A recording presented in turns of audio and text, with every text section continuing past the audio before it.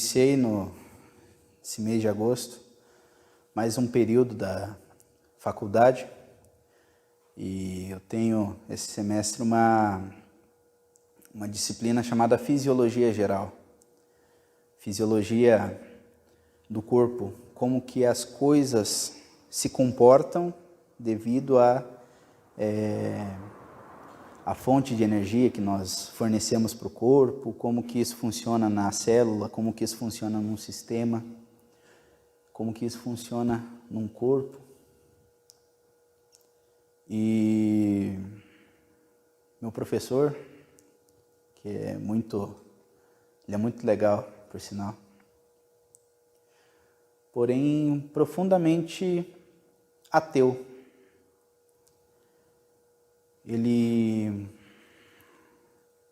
na sala, ele passa alguns conceitos que nós chamamos de uma coisa e o mundo chama de outra.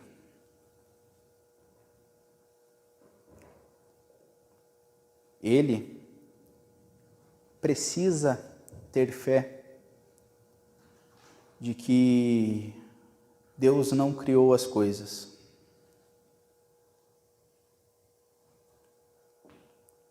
Fé não é exclusividade dos crentes.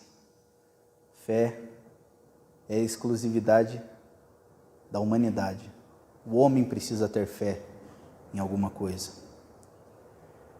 E ele, que não crê num Criador, ele crê numa teoria que é a famosa e conhecida teoria do Big Bang, onde toda a matéria universal estava numa pequena partícula, estavam todas presas num pequeno espaço e de repente essa partícula se expandiu, houve a expansão, onde os elementos químicos, a matéria de todo o universo que estava naquele pequeno ponto, e se expandiu, e através do caos, num conceito onde a filosofia chama de teleologia, ele precisa chamar aquilo de emergência. Emergência é um conceito onde coisas pequenas que, cooperando uma com as outras em perfeita sincronia, em perfeita harmonia,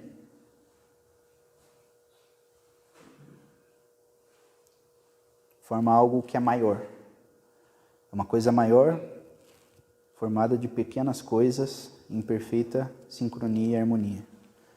O exemplo que ele usou para isso são as revoadas de pássaros, que os pássaros vão para uma direção e de repente num balé muito bonito, todas as aves seguem para um outro rumo, sem que nenhuma bata na outra. Ele chama isso de emergência. Nós podemos chamar de diversas coisas. Provisão. Nós podemos chamar de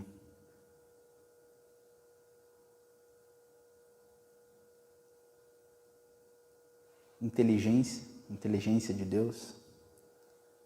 Nós podemos ver a mão de Deus pegando cada coisa e colocando no seu devido lugar. Porque esse é o Deus que nós cremos.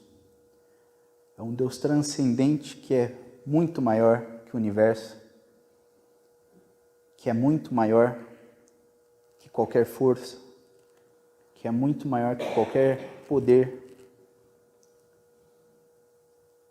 Mas Ele olha para cada pequeno detalhe do universo. Ele distingue, Ele organiza, Ele decreta e Ele faz com que as coisas funcionem em perfeita harmonia.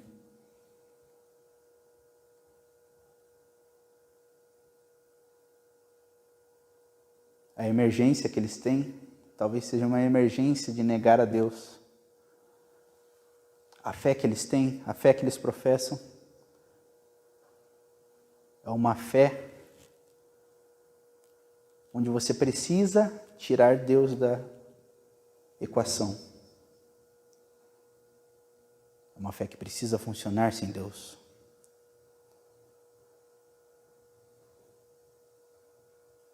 Essa fé sem Deus, ela é um caminho muito triste para nós que amamos essas pessoas que ainda não conheceram a Deus, mas é um caminho que os levará para a perdição, infelizmente. Porque Deus tomou todas as providências para que nós, que erramos, que pecamos, que afrontamos a Deus, Deus, por sua bondade, aceita o sacrifício de Jesus Cristo como propiciação pelos nossos pecados e envia o Espírito Santo para que nós possamos entender, para que as escamas dos nossos olhos caiam, para que nós possamos ver a glória de Deus.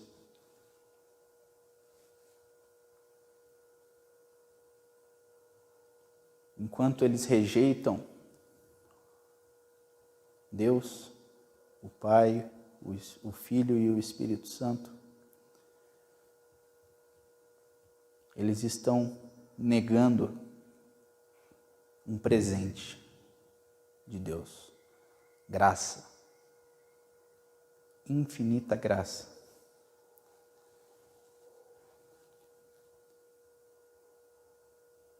O que nós podemos fazer é continuar pregando, continuar falando, dar testemunho do que Deus faz conosco e orar para que o Espírito de Deus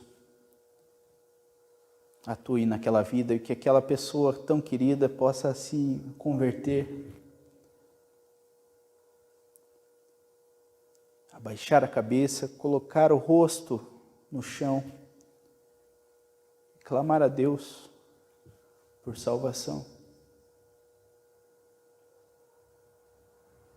Que o Senhor possa enviar o Espírito Santo para que haja conversões, para que a verdadeira mensagem do Evangelho seja proclamada até os confins da terra. O verdadeiro Evangelho, aquele que anuncia que o reino de Deus está próximo e ele só é acessível por meio do sangue de Cristo Jesus. Amém? Passei a semana toda vendo e ouvindo comentários sobre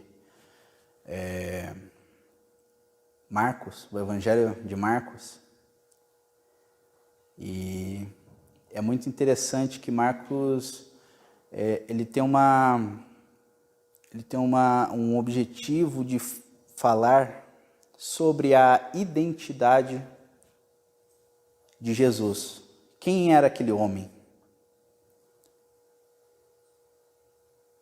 A narração de Marcos fala o tempo todo de Cristo se apresentando, de Jesus se apresentando como Cristo. Eu sou o Cristo, eu sou. E toda vez que ele era confrontado pelos fariseus, ele se apresentava como o Filho de Deus.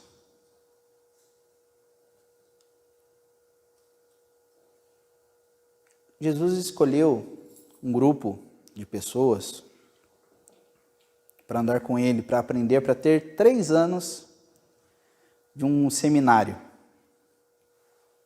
de uma preparação para aquilo que viria a acontecer depois da morte, da ressurreição e da ascensão de Cristo. Ele selecionou 12 discípulos, que mais tarde seriam apóstolos, enviados por Deus com poder para pregar a mensagem do Evangelho para os judeus e para os gentios.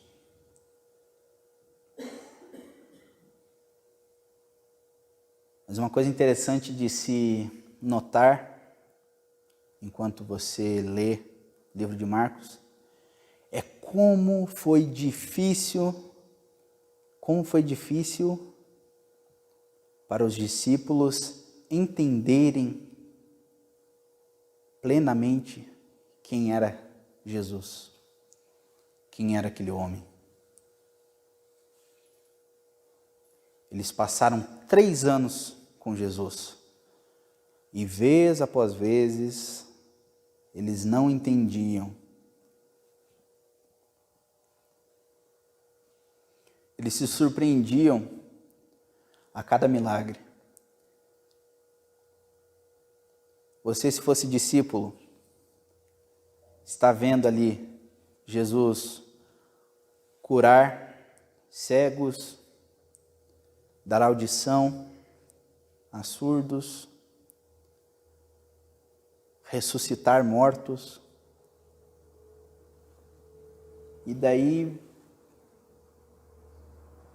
um belo dia você vê Cristo ordenando ao mar que se acalmasse. E eles, nossa, quem é esse? E ele estava falando, eu sou o Filho de Deus, eu sou o próprio Deus, eu sou. Quando Cristo foi confrontado pelo sumo sacerdote, um pouco antes da sua crucificação, ele perguntou, quem você é? E ele respondeu, eu sou. Porque é assim que Deus se apresenta. É assim que Deus se apresentou a Moisés, é assim que Deus se apresentou a Abraão, é assim que Deus se apresentou a nós. Eu sou. Eu sou o que sou. E mesmo assim, os discípulos se assombravam quando Jesus andava sobre as águas. Eles não entendiam que Jesus era Criador também, coeterno com o Pai, partilhando da mesma substância do Pai. Jesus é o próprio Deus que se fez carne. Esse é o nosso Salvador. E por isso que nós não temos mérito algum na nossa salvação. Não adianta guardar os preceitos da lei, não adianta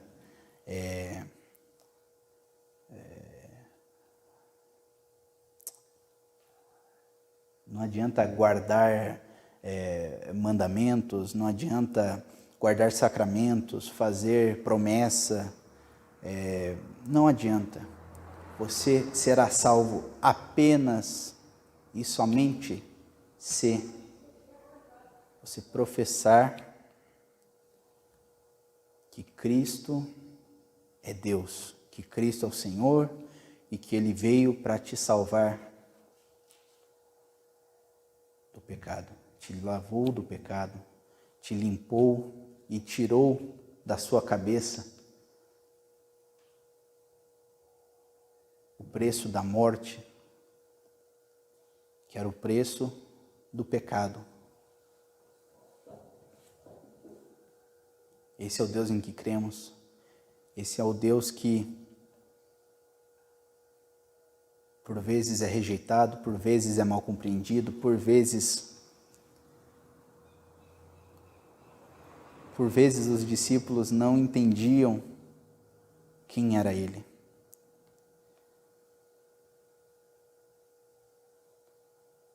Mas eles foram aprendendo.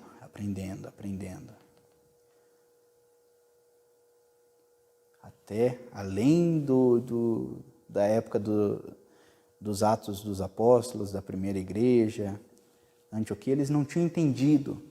Quando Jesus fala, ide por todo mundo, pregar o evangelho a toda criatura, eles se recusavam a pregar para os samaritanos, que eram irmãos deles, que eram mestiços, no caso. Eles eram judeus com sangue misturado com outros povos ali. E quando os samaritanos manifestaram o Espírito de Deus, os dons do Espírito de Deus, eles, nossa, é para pregar para samaritano também, olha só. Quando Pedro pregou para Cornélio e foi manifestado o Espírito Santo, nossa, é para pregar para toda criatura mesmo, né? Jesus falou, nossa. Jesus se revela, ele se mostra a nós. Jesus é poderoso, ele tem todo o poder no céu e na terra. Então, qualquer coisa, qualquer pensamento, qualquer dificuldade que você tenha, qualquer angústia que você tenha, é esse Deus que ordena que o mar se acalme, que anda sobre as águas, que ressuscita os mortos, que dá visão aos cegos, que faz o surdo ouvir. É esse Deus todo-poderoso a quem você serve.